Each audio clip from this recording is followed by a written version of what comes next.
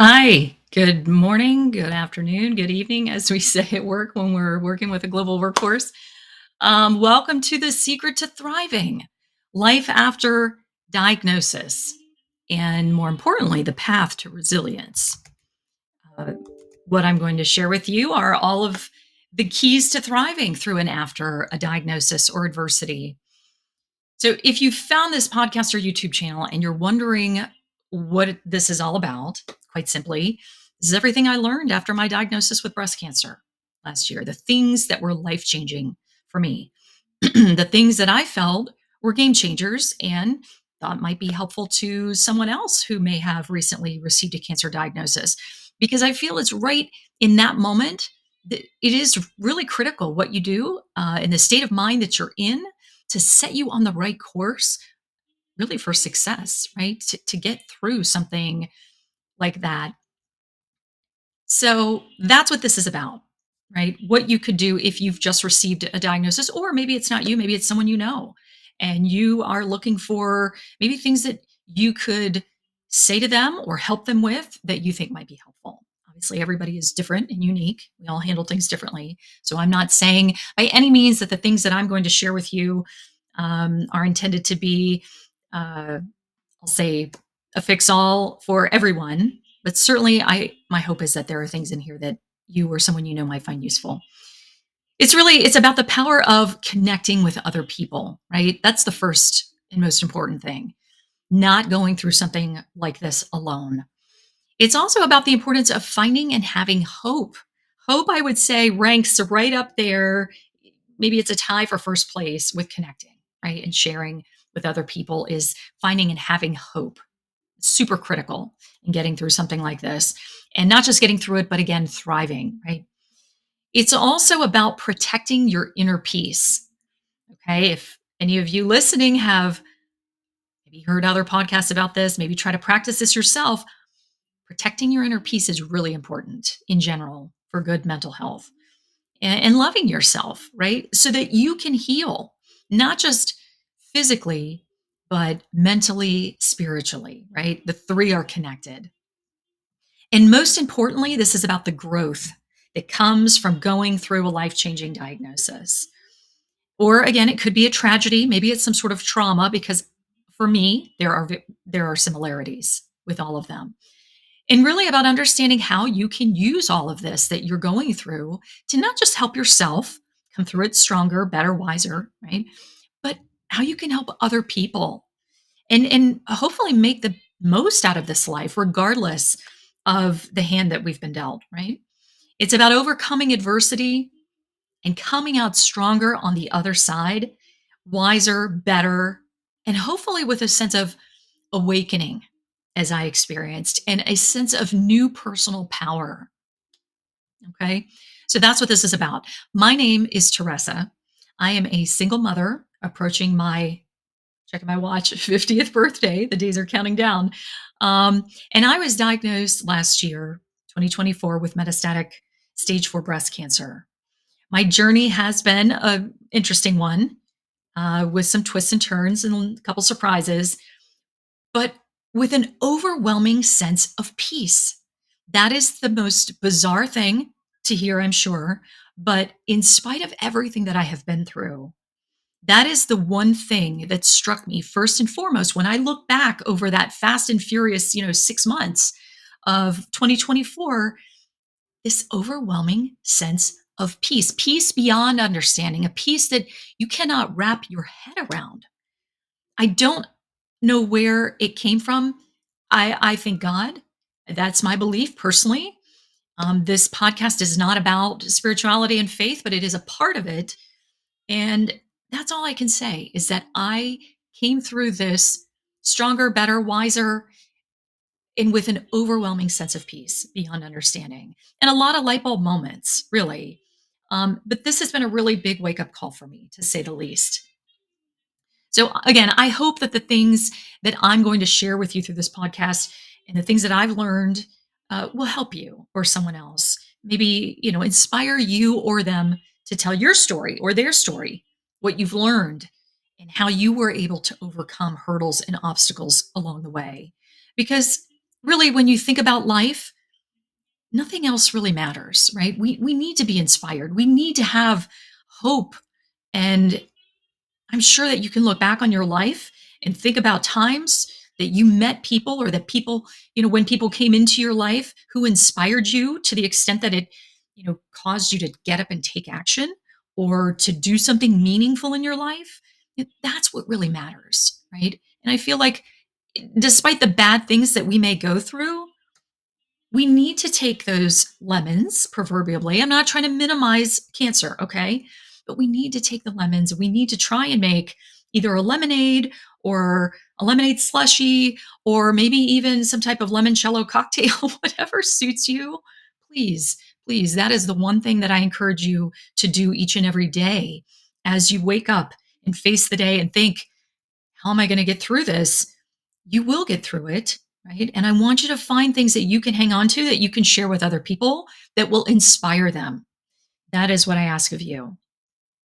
But I'm here to tell you first and foremost that no matter how bad things may seem, no matter what the doctor has just told you or someone that you love, okay? No matter what the stage is, no matter what the statistics are, this is not the end. This is not the end of your story. It's not even close. This is just one chapter, okay?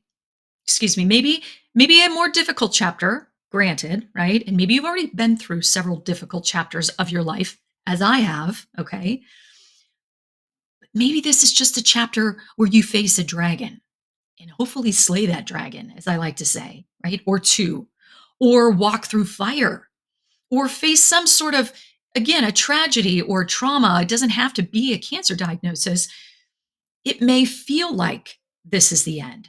And again, I know I've been there a couple times in my life where I thought, oh my gosh, this is the end, right? Where am I going to go from here? In spite of feeling like that, which is normal, I want you to remind yourself this is not the end, right? It may be the end of the life as you knew it. There may be a new normal that comes after this, hopefully, if you grow in this adversity, right? But even with the most, I'll say, dire diagnosis, okay, this isn't the end. There are doctors out there who are, God bless all of them, they're not great at delivering bad news, right? Some of them are somewhat robotic, right? No facial expressions, no comforts, no hugs, nothing, okay? And not all of them are like that, but some. And in all fairness, I've tried to put myself in their shoes. Again, if you were an oncologist and you're delivering bad news every day, all day long, we need to give them some grace, right? They're not perfect and they certainly don't have an easy job. But I want you to hang on to, again, hope and the fact that this is not the end, regardless of the diagnosis. And I'll tell you why. And I'm going to get into this more in another episode, but doctors don't know everything.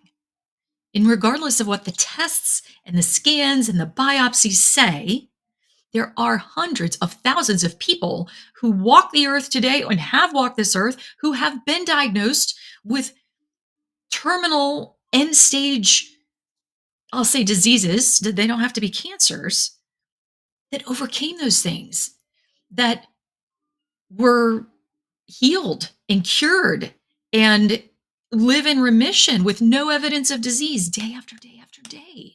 Okay? So just because a doctor was able to validate facts, numbers, labs, results, out of range, tumors and all of that is factual. I get it. And they may have been able to convey that information to you. It is not the end. And that is not the last chapter for you. Okay? So some doctors, if you're lucky, will tell you when they give you some bad news, right? That they have patients who have outlived the stats and that are going on, how many decades with no evidence of disease, right? Who are living in remission. Okay. So if you're lucky, you have had one of those doctors who has given you some hope, right? Not all doctors do that. And I'm sorry if they didn't give you any positive news with your diagnosis. But even if they weren't positive when delivering the news. Again, this is not your last chapter unless you want it to be. Okay. This is not the end. You still have so much life to live and you have more chapters to write. Okay. So, better chapters, right? Ideally, if you're facing a diagnosis, this isn't necessarily going to be the best chapter of your life. Although, as explained it, at the beginning of the intro, it really was a good chapter for me now that I look back. And although I don't wish it upon anyone and I don't want to go back and relive that diagnosis, it changed my life. Okay. Again, a peace beyond understanding. I will try to break it down for you in future episodes, but I came out on the other side of this diagnosis a changed woman. I am not the same person in so many God loving ways. I am so thankful. Okay. But again, keep in mind, our stories will be different, will not be the same. My wish and prayer and hope for you is that you come through stronger, wiser, better, right? And if you are facing something like this, again, just keep in mind there are people out there who have lived through this and have been cured. And it's not one or two, it's hundreds of thousands of people. And unfortunately, they do not publicize this information. Not very much. You have to dig for it. It doesn't make headline news. I don't know why. I saw Dick Vitale was on the news today and he was celebrating remission, but I don't see a 2020 special on the number of people surviving cancer these days. I don't. So while each individual person who survives and thrives in spite of their cancer is getting out there on their blog or their podcast or their YouTube channel to tell the world about it, if you counted up all those people, there are a shit ton of them. Okay. And it doesn't matter what stage. This is what I'm trying to tell you. So, day one, diagnosis, D Day, this is not the end. I want you to say it with me. Okay. This is not the end. Your story is not over, right? I understand adversity. I understand setbacks. I have lived through tremendous heartbreak. I know what it's like to lose a parent to cancer at a very early age in my 30s. My mother was in her 50s. I know what it's like to go through a divorce after a 20-year relationship with your best friend, someone you thought could do no wrong. You know, I know what it's like to have started a business, a thriving, growing, budding business, and then have to close it in spite of all the time and effort and money that I poured into it because I was jobless and spouseless and I couldn't keep going. I know what it's like to have to sell your family home, after generations of memories because you lost your job and your husband and everything at the same time. I've been there. I know what it feels like to go from having the life that you always wanted and dreamed of, right? The picket fence, the husband, the house, the car, the career, the family, acres of land, and just the perfect little beaver cleaver life. I know what it's like to have all of that and then go from everything to nothing but the belongings that you still have and your child all within months. And I know what it feels like to spend years, almost a decade, rebuilding your life after those types of losses. Okay. Making half of what you used to make, scraping by, right? Having to prove yourself in the workforce all over again, despite, the progression and the success that you had before. And now I understand what it is like to go through cancer diagnosis and treatment. So let me tell you, when I say this is not the end, I mean this is not the end. Unless you say it's the end and give up. And if that's the case, then I can't help you. But what your next chapter looks like, okay, it's not up to a doctor, it's up to you. And my point here, I hope I'm conveying this effectively, is it is possible to rise from the ashes, right? Not once, not twice, not three times, again and again and again. The only limit to our resilience is ourselves. The only limit to anything that we want to achieve in life is ourselves, right? After having recovered from, various forms of loss, personal, emotional, financial, health, career, I have realized that in order to make it through the proverbial fire and come out stronger on the other side, there are 5 key ingredients that we must incorporate into our lives. And these are the things that I will get into in more detail in the following episodes. So the first of the 5 is do not go it alone. Whatever you do, connect with other people. Share what you are going through with someone, anyone, and be able to be open to receiving their support and their love, even if you think that you don't need it. Okay. Number 2, find hope. Whatever your beliefs, whatever your faith, whatever your denomination or not a denomination, maybe you're not a spiritual person, it doesn't matter. You need to do whatever it is that you can to hold on to hope and to shift your thoughts and your mindset to positive ones, no matter what. Number 3, I want you to find and start practicing protecting your inner peace. Okay. That means setting boundaries, even with people you love and like, okay? Friends, family, children, spouse, it doesn't matter who it is.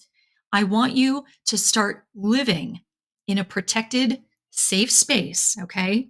Where you can kindly, gently, respectfully tell other people, no, thank you, not today. And love and be kind to yourself. The reason for this is to reduce stress and to allow yourself to heal. It is magical. And again, I'll spend a whole episode on that. The fourth thing I want you to do and focus on, or that I'll be covering, is how to feed your mind, body, and spirit. All 3 are connected. And you can explore that topic on your own as well. Your mind, your body, and your spirit. Okay. They all need to be fed good, healthy things on a daily basis. If you're not feeding your mind, your spirit, and your body daily, you are starving one of the 3. And I would venture to guess it's not your body.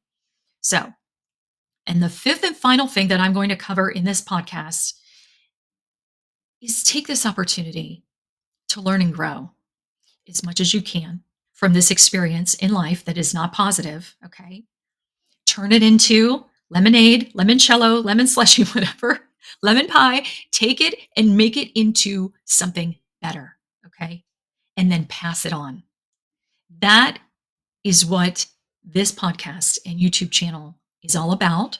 It is only my experience, right? So this is just one flavor. You will have your own experiences, your own light bulb moments, your own learning points, your own spiritual awakenings. Okay. They will not all be the same, and that's okay. But I hope this is good food for thought. And again, I hope that it serves as some small source of inspiration for those of you listening and or watching. And I look forward to recording future sessions for each of you. Have a blessed, wonderful, amazing day.